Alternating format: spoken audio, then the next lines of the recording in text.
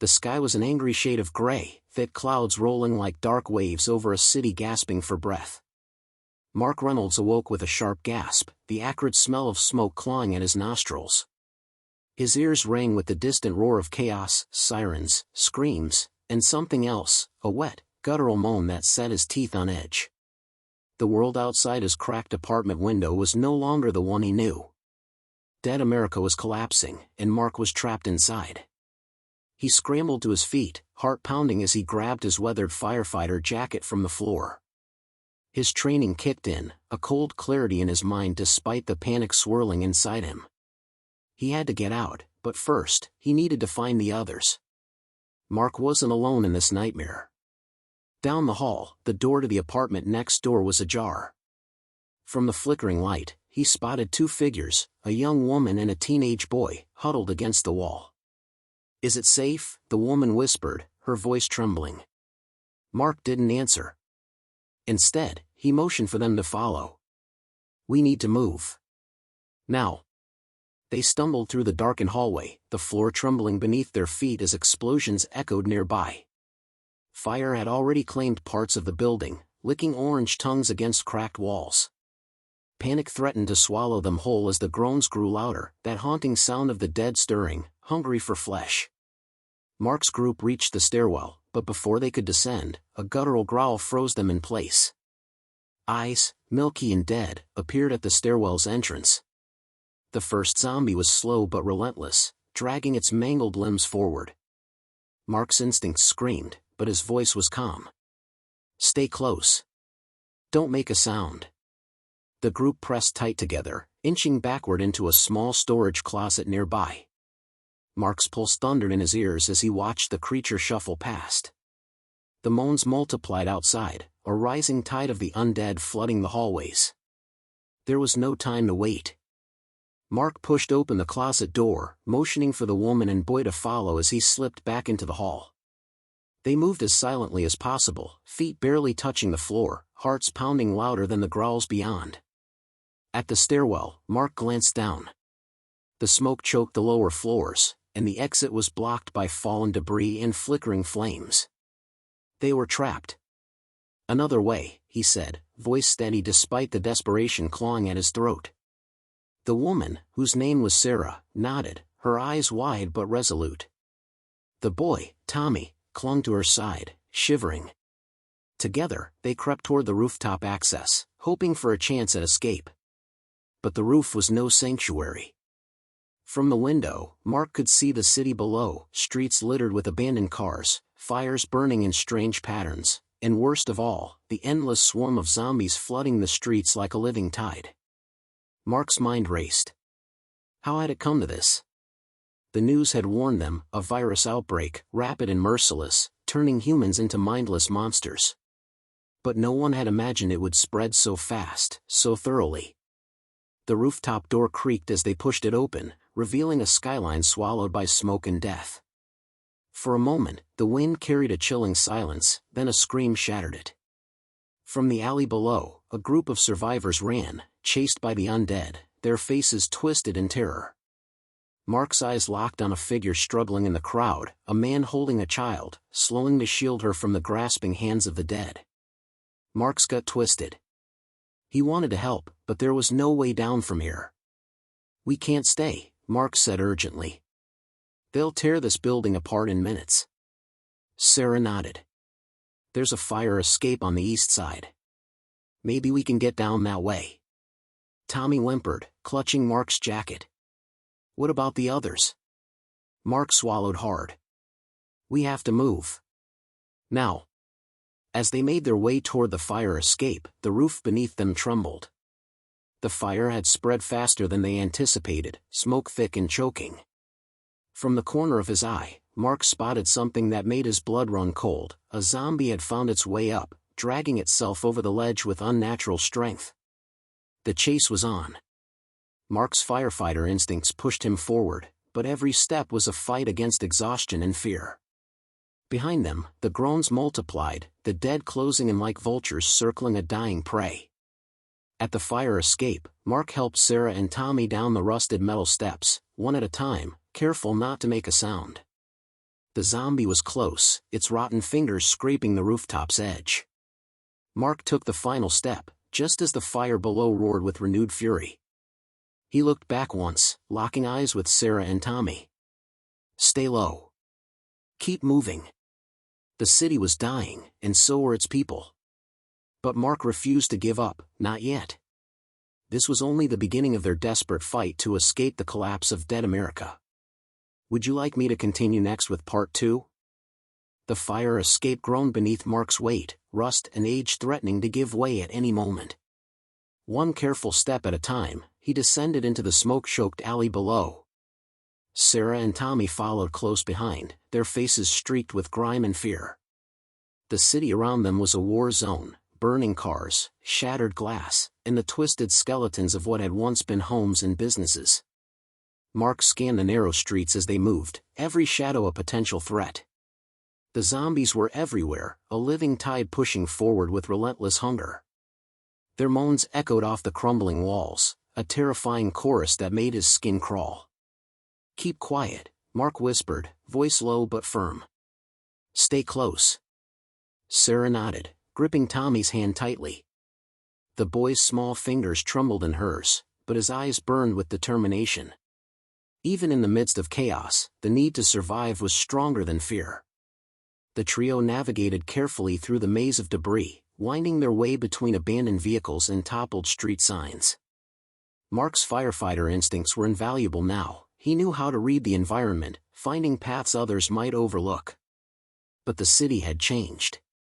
Familiar landmarks were now dangerous traps, and every turn seemed to lead them deeper into a nightmare.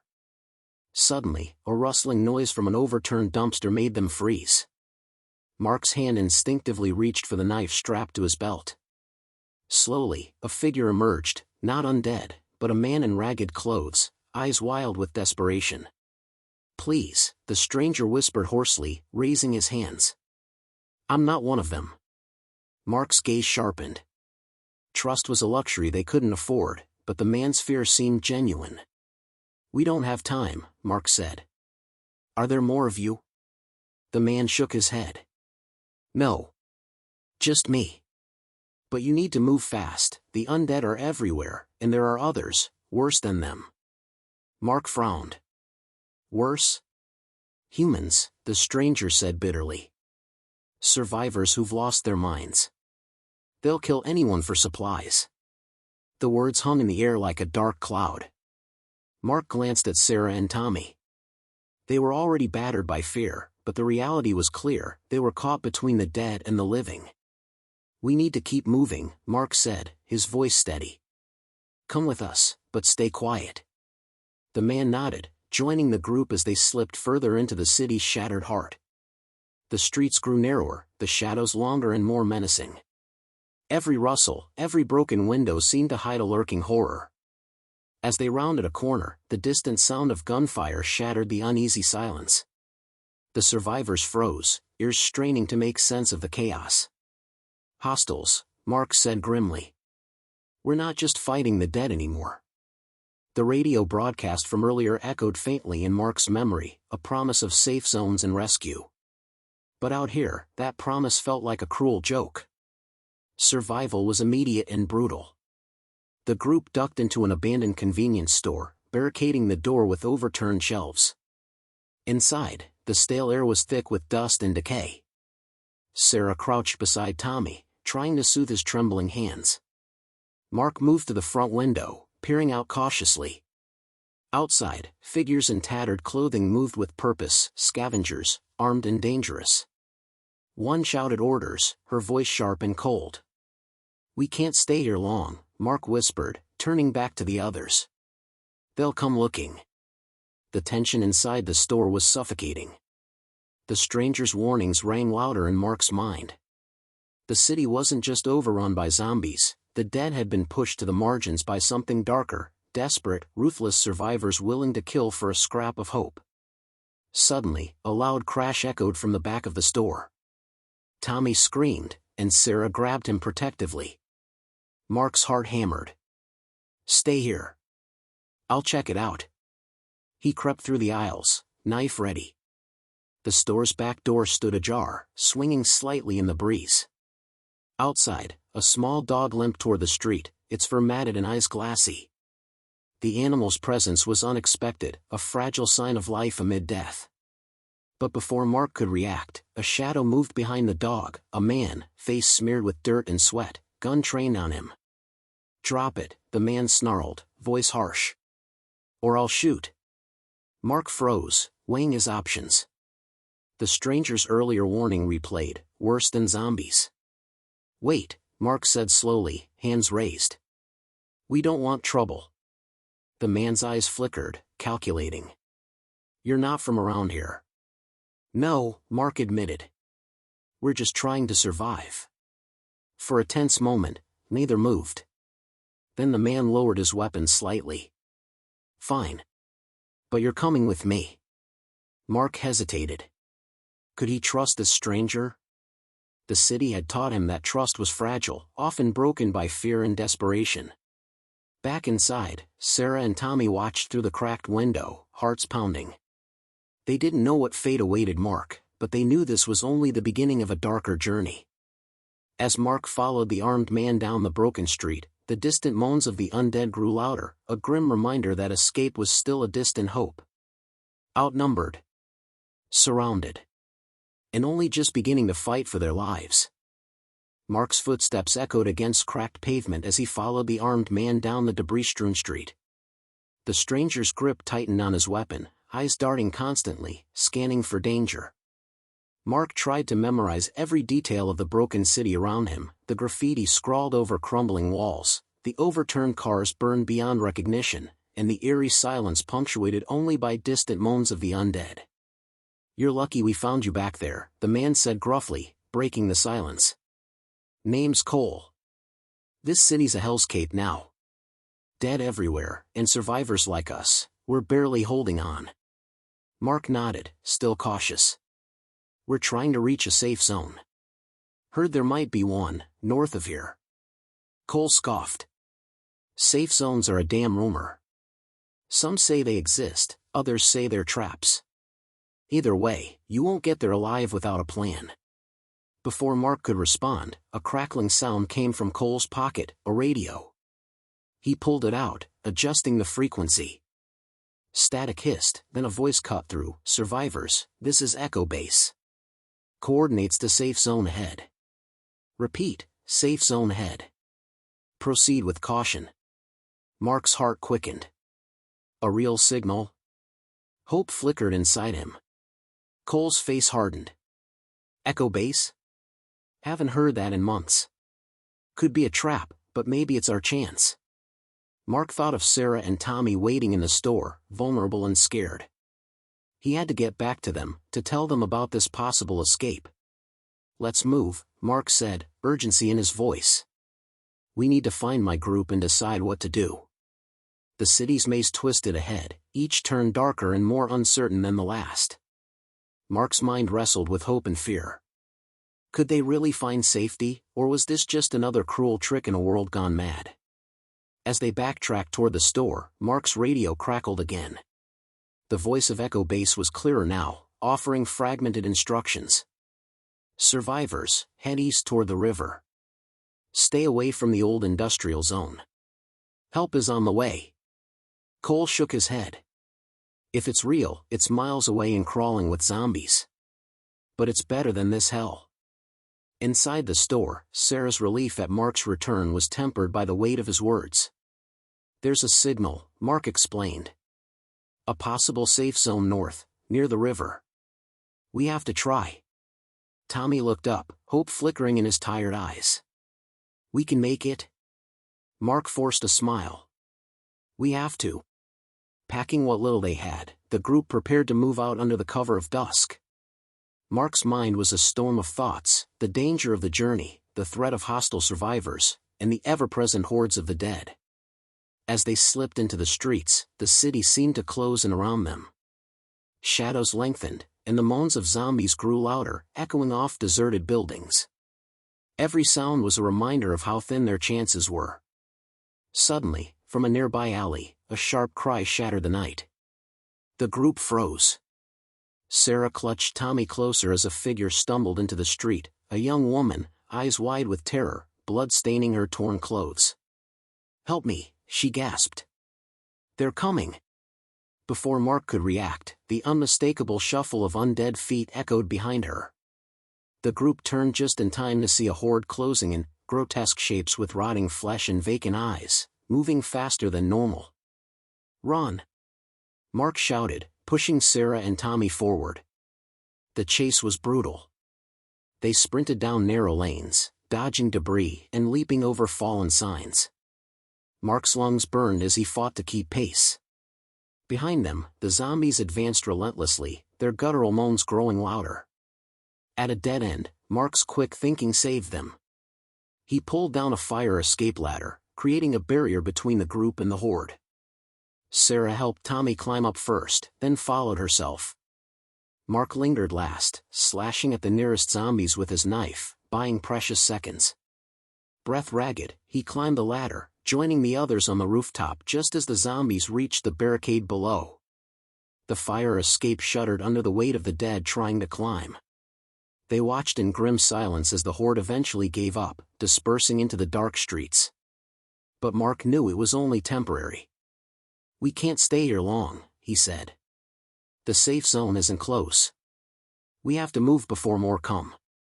As night deepened, the group huddled in the shadows, the city's silence broken only by the distant groans of the undead and the crackle of their radio. Suddenly, the voice from Echo Base returned, stronger this time. "Survivors, beware. Unknown hostile groups operating near the industrial zone. Avoid contact. Help is on the way. Hold fast." Mark's grip tightened on the radio. The message was clear: danger wasn't just the dead. Other humans, desperate and ruthless, roamed the ruins. Sarah looked at Mark, worry etched deep on her face. "Do you think we'll make it?" Mark forced himself to meet her eyes. "We have to. For Tommy, for all of us." Tommy, curled against Sarah, nodded sleepily. "We're survivors." Outside, the city waited, a sprawling maze of death and hope. Every step forward was a gamble, every shadow a potential threat. But the radio signal, fragile, crackling, and distant, was a beacon in the darkness. For Mark and the group, the journey had only just begun. Night had settled over the city like a heavy, suffocating blanket.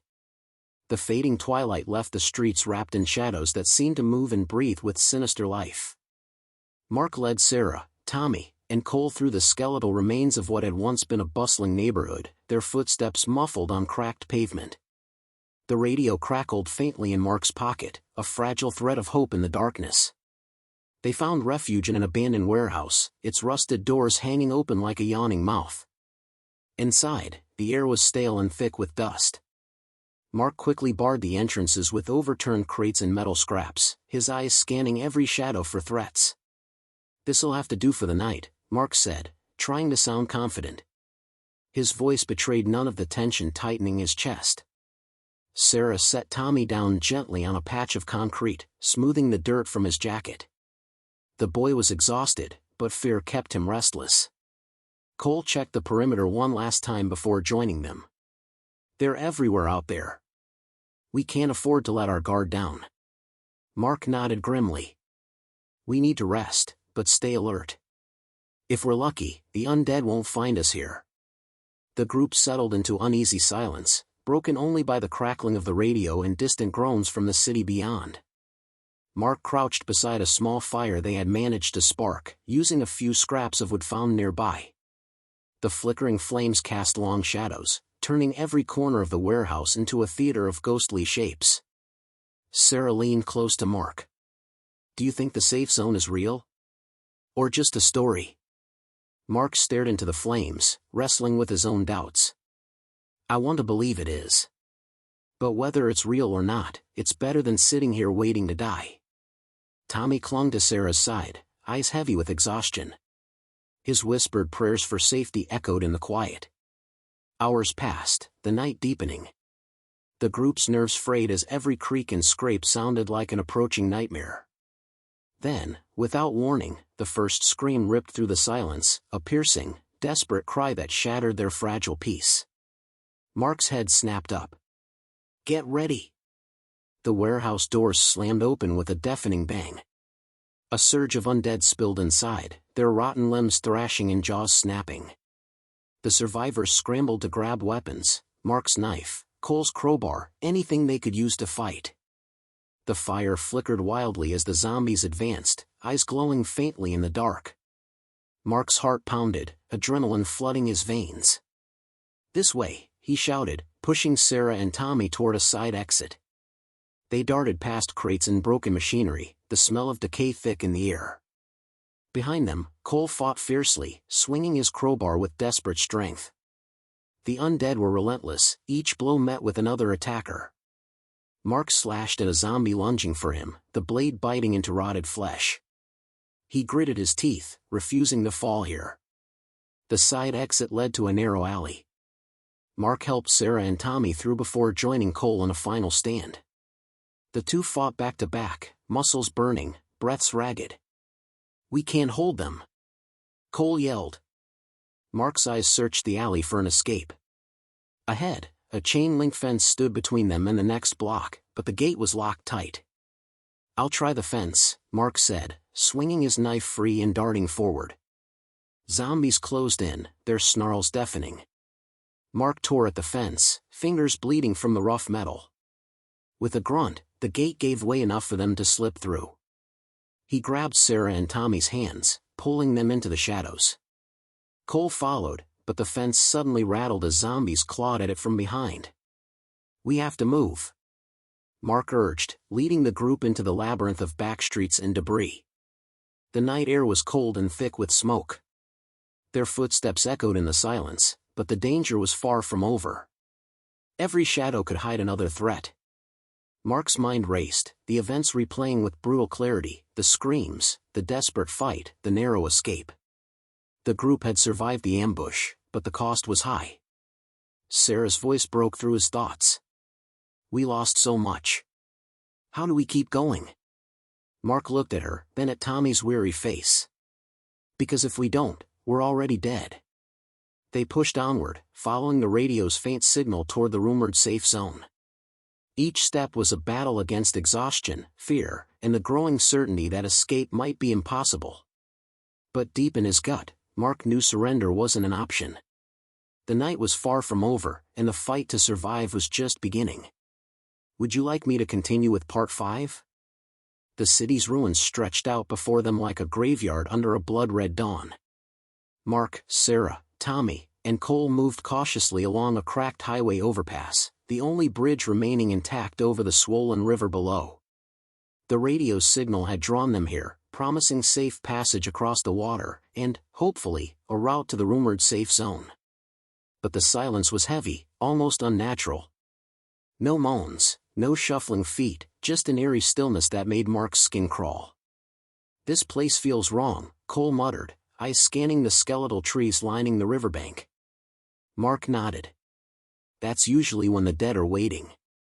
The group paused at the overpass entrance, surveying the area.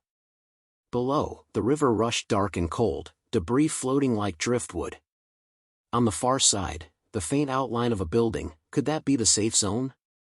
"We have to cross," Mark said. "No other way forward." Sarah gripped Tommy's hand tighter. "What if it's a trap?" "Then we face it," Mark replied, voice firm. They stepped onto the cracked concrete, each footstep echoing in the hollow space. The wind tugged at their clothes, carrying with it a faint, putrid smell that warned of danger nearby. Halfway across, a sudden splash from the riverbank made them freeze. Mark raised his hand. Zombies? But what emerged was an undead. A gaunt figure lurched from the shadows, eyes wild and face smeared with grime. The man's ragged clothes hung loose over his frame. "Help," he gasped, collapsing at their feet. Sarah knelt beside him, heart pounding. "Who are you? What happened?" The stranger coughed violently. "Ambushed, by survivors, not the dead, they took everything. Please, you have to warn others." Mark's gaze hardened. The city's cruelty was no longer just from the undead, it was the living who'd become monsters. We're heading to a safe zone, Mark said cautiously. You're welcome to come with us. The man's eyes flickered with hope. Thank you. But you must be careful. They're watching, waiting. Suddenly, a guttural growl echoed from the far end of the bridge. The group turned, tense. A small horde shuffled into view, zombies, their rotting limbs dragging, eyes fixed on the living. We have company, Mark said, stepping in front of Sarah and Tommy. Cole tightened his grip on his crowbar. We'll hold them off. Mark scanned the area for an escape route. The bridge was narrow, with no room to run. Get ready, Mark warned. The zombies closed in slowly but steadily. Mark slashed at the nearest one, the blade sinking deep into decaying flesh. Cole swung his crowbar with brutal force, cracking skulls with every strike. Sarah kept Tommy behind her, whispering soothing words despite the chaos. The group fought fiercely, but the numbers were overwhelming. A sudden roar from the riverbank distracted them. From the shadows, hostile survivors appeared, men and women armed with makeshift weapons, their faces twisted with desperation and cruelty. They're after us, the stranger shouted.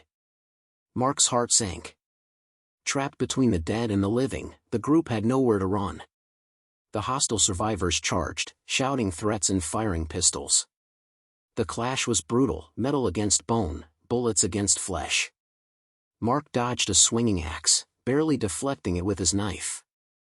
Sarah pulled Tommy behind a fallen sign, shielding him from flying debris. Cole tackled one attacker, wresting the weapon from her grasp. The fight spilled onto the bridge's edge, the rushing river below a dark promise of death. Mark grabbed Sarah's arm. We have to move. Now. They sprinted toward the far side, weaving between bodies and debris. The zombies and hostile survivors fought fiercely behind them, their battle cries mixing in a terrifying symphony. As they reached the riverbank, Mark saw a small rowboat tied loosely to a broken dock. Boat, he shouted. Cole unfastened the rope as Sarah and Tommy jumped in. Mark shoved off, dipping the oars into the cold water. The boat rocked dangerously as the attackers and undead reached the shore, their snarls and curses fading as the group pulled away. For a moment, silence returned. Only the sound of water lapping against the hull and the boat's creaking filled the air. Mark looked back at the burning bridge, a battlefield of death and despair. Sarah wrapped her arms around Tommy, tears streaming down her face. We made it, she whispered. But at what cost? Mark's jaw tightened. The city was relentless, its dangers endless. But the radio signal crackled again, faint but steady, echo bass calling survivors. Hold fast. Help is near. Mark gripped the radio tighter. Hope was fragile, but it was all they had. The crossing was only the beginning. The real fight for survival was still ahead. The river's cold spray hit Mark's face as the small boat cut through the dark water. The current tugged fiercely, pushing them away from the broken bridge and the chaos behind them. The moon hung low, casting ghostly silver light over the water and the distant city skyline, where ruins flickered like dying stars. Mark sat at the oars, muscles burning with effort. Beside him, Sarah held Tommy close, whispering soothing words to quiet the boy's trembling breaths. Cole kept watch, eyes sharp for any sign of danger. The radio crackled softly in Mark's pocket, its faint voice a tether to something, anything, better than this endless nightmare. Echo base, survivors, coordinates, keep moving. The message was broken, fragmented by static, but it was enough to push them onward. We can't stop now, Mark said, voice low but resolute. Whatever's waiting for us, it's better than here. Sarah nodded, though fear shone in her eyes. Tommy's counting on us. Hours passed, the boat drifting downstream through a labyrinth of fallen trees and debris. The city's dead seemed to fade into the distance, but their haunting presence lingered, moans carried on the wind, shadows lurking just beyond the edge of the firelight. Suddenly, a crackling on the radio broke the silence again. Survivors, this is Echo Base, repeat, this is Echo Base, safe haven ahead, prepare for extraction. Mark's heart leapt. The promise of safety was closer than ever. "We're almost there," he whispered. But as the boat rounded a bend, a shape emerged from the water's edge, hulking and grotesque. The riverbank was alive with undead, their milky eyes fixed on the fleeing boat. "Zombies," Cole growled. "They've been waiting for us." Mark rowed harder, muscles straining against the current and the approaching horde. The boat scraped against submerged debris, threatening to capsize. Behind them, the dead surged forward, arms reaching out like grasping claws. Sarah clutched Tommy tighter, her voice trembling. "We're not going to make it." Mark refused to believe it. "Keep your eyes on the shore," he urged. "We're almost there." The boat finally scraped against a narrow dock, old and rotting but intact. Mark jumped out, pulling Sarah and Tommy ashore.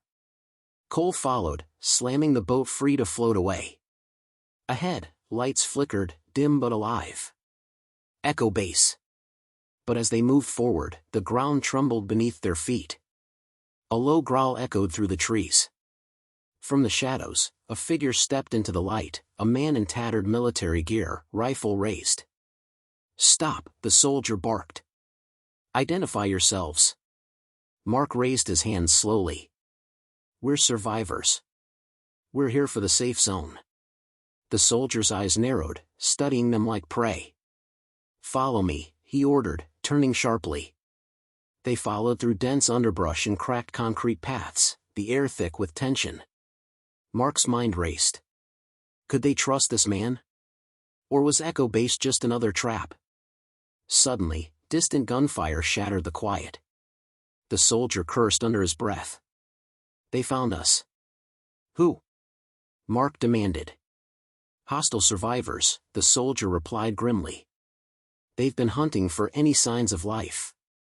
This area's a battlefield." The group quickened their pace, fear and adrenaline fueling their steps. Ahead, a chain-link fence topped with barbed wire marked the entrance to a guarded compound. Armed sentries stood watch, their faces grim but welcoming. Inside, the air felt different, cleaner, quieter. A small group of survivors huddled around a fire, their eyes weary but alive. Mark's chest tightened with relief. For the first time in weeks, safety felt real. But as they settled in, the radio crackled one last time. "Echo Base to survivors, this is only the beginning, danger lurks beyond these walls." The warning hung heavy in the air.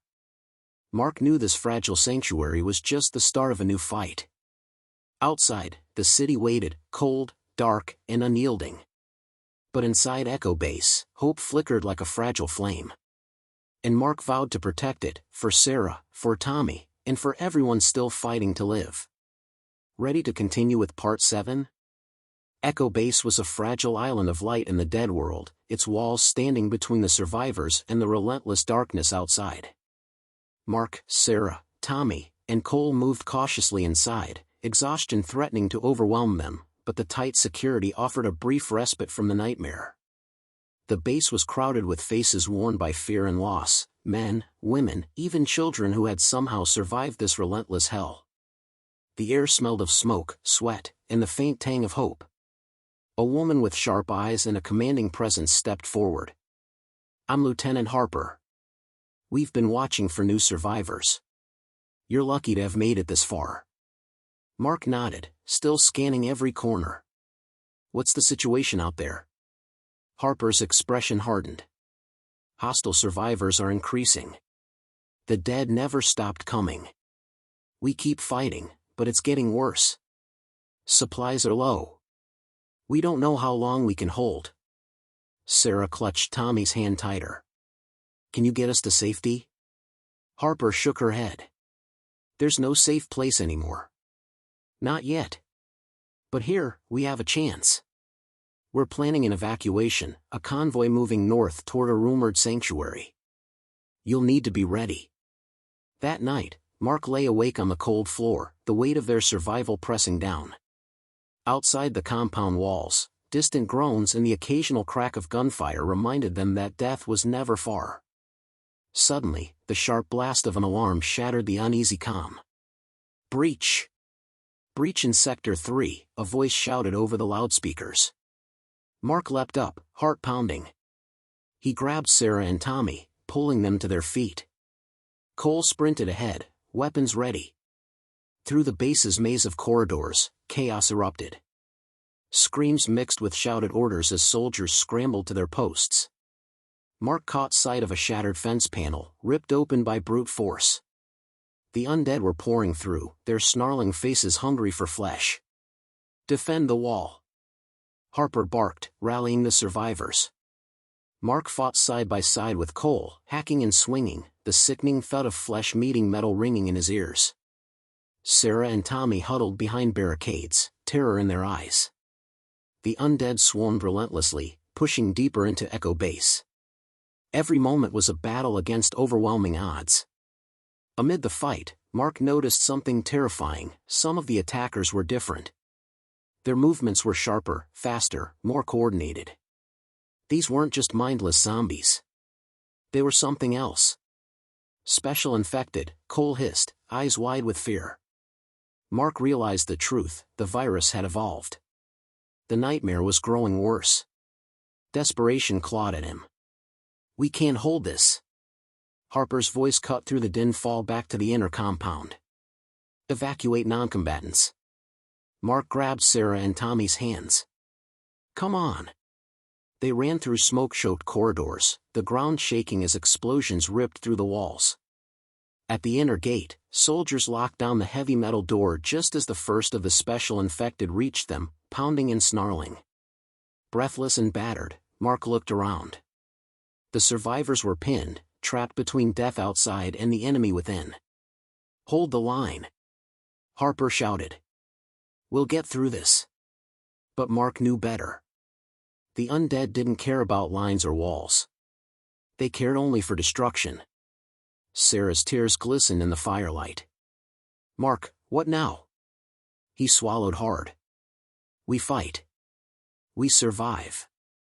No matter what." Outside, the city screamed. Inside, Echo Base was under siege. And the battle for their lives had only just begun.